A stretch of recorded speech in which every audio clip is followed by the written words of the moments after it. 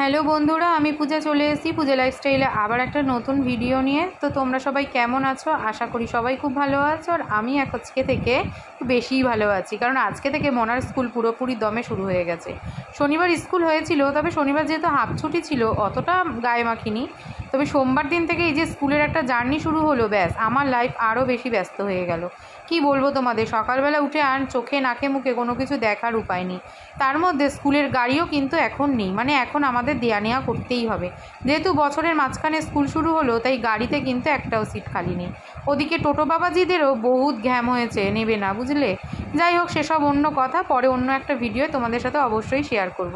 আজকে যেহেতু সোমবার রয়েছে, সেই জন্য কিন্তু গণেশই মনাকে বললো দিয়ে আসবে। আর আমি এদিকে ঝটপট করে রান্নাবান্না সেরে মেয়েকে রেডি করে দিলাম, আর তারপরে স্নানটা সেরে নিলাম। এখন আসবে আমার সব টিউশানি পড়তে। ভালোই হয়েছে, আজকে সকালের দিকেই সবাইকে পড়িয়ে দেবো। যেহেতু ওরা ইংলিশ মিডিয়ামে পড়ে, সবারই কিন্তু এখন গরমের ছুটি চলছে। আর বাংলা মিডিয়ামগুলো মোটামুটি সমস্ত খুলে গেছে, তবে বিকেলে আমাকে আনতে যেতে হবে।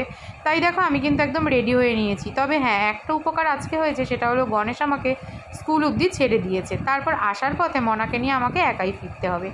দিনটা তো বেশ ব্যস্ততার মধ্যে দিয়ে কেটে গেল। দেখা যাক পরবর্তী দিনগুলো কেমন কাটে। ভিডিওটা ভালো লাগলে চ্যানেলটা সবাই সাবস্ক্রাইব করো, আর পেজটা ফলো করতে ভুলো না। টাটা।